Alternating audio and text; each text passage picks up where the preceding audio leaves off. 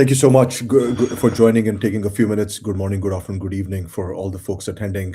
With Veza, we have had this intent of what you call rapid response series. Whenever a material act happens of significance, we will try to bring our subject matter experts. In this specific instance, as many of you know, we deeply, as an entity, as an organization, as a team, believe in data being your biggest asset for an organization. And whenever that data gets compromised, what happened on March 11th, specifically at Stryker, where an international organization called Handala took an attempt at a very large medical tech giant like a Stryker. The team is here from our solutions consulting team, from our engineering team to talk through what happened and fundamentally speak to what we have believed and what we believe the industry needs to adopt at a very massive speed, which is the power of permissions and entitlements.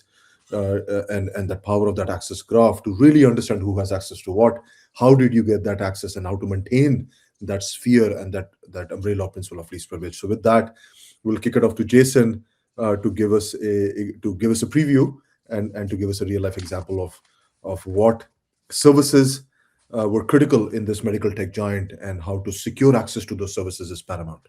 So Jason, off to you. Awesome. Yeah, thank you, Tarun. Yeah, so I'm sure as everybody saw in the news, right, the attack affected over 200,000 laptops, desktops, and mobile devices across 79 countries, and they leveraged Microsoft Intune to go ahead and do a remote wipe of these devices.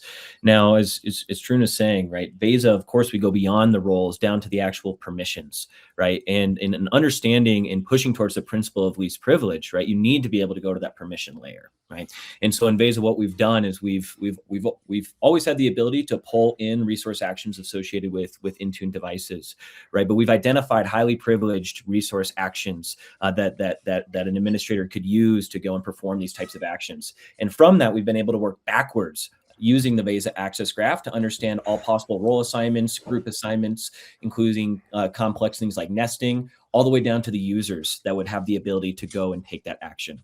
From there, we went one step further, right? Leveraging a Intune Security Insights dashboard.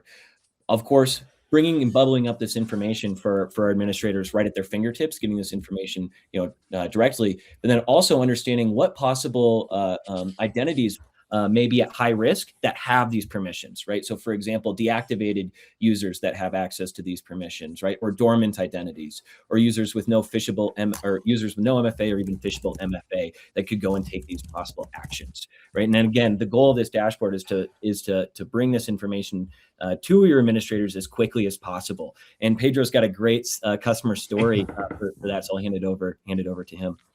Yeah, thanks, Jason. Yeah, no, my exposure to the attack was because I was working with a large U.S. company, and they were going through the risk remediation steps. They were trying to make sure who has the MFA enabled, who has the weak MFA enabled, who has access to what Intune roles and can use the Intune resource actions. And during the, I think it was on the 12th, they were trying to figure that out using PowerShell scripts and Intune UI portal, and they spent like 10 to 12 hours. They have 3 or 4 people work on it. And then we showed what we have out of the box with the queries that we go after the MFA, weak MFAs. And then we also showed the dashboard that you just presented. And basically we got the information that they needed in under 10 minutes. So they were like surprised on how fast we can find information with Veza using natural language, things like that. So the whole idea was to create a dashboard and remediation steps sent to the season, make sure that they have things in place to avoid the attack. So Pedro, just before we go to Adam and talk through a little bit of actionability, once you find these least privileged risks and these over permissioning risks, just talk through a little bit on what kind of services were was the organization that you were working with, what kind of services were top of mind for them?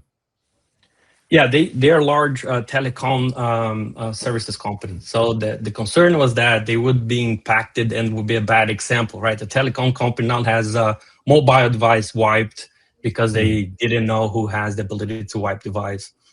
So the graph kind of showed that, and they also, the only thing that they had to do after finding information in the graph was to make sure they had the moot admin approval on Intune, and they were good. They were satisfied with the findings. Yeah.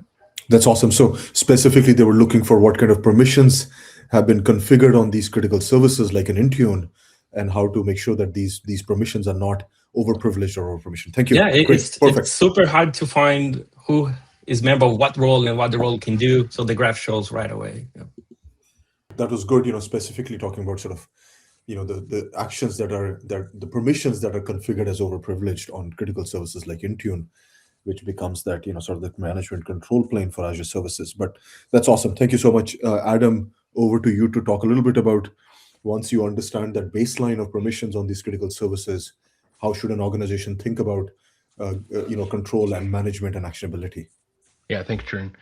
And we have that built right into the platform. So taking those rules, taking those queries that we built about MFA, those highly privileged access within Intune, we can build rules and alerts around that to provide real-time monitoring to administrators about when we detect those changes in the environment, right? We can do things such as create a ticket to maybe ServiceNow. We can do real-time alerts in your Teams, for example, if you use Microsoft Teams, to get real-time alerts to you as quickly as possible.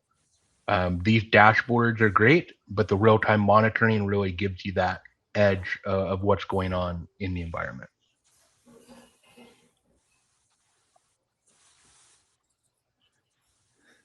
Thank you so much, Adam, for talking through that a little bit, and that's speaking to that sort of power of Veza rules and Veza policy engine to take the baseline and take that observability and convert it into a remediation and a control plane. So, Adam, thank you so much, and of course, Jason, always for your fine demo hands, and Pedro, thank you for sharing that real life customer story. When I read all that piece, I was like, we need to go out and share this with the rest of the world. So again, guys, thank you so much, everybody, and again, thanks to our audience for tuning in for a few minutes. Appreciate it.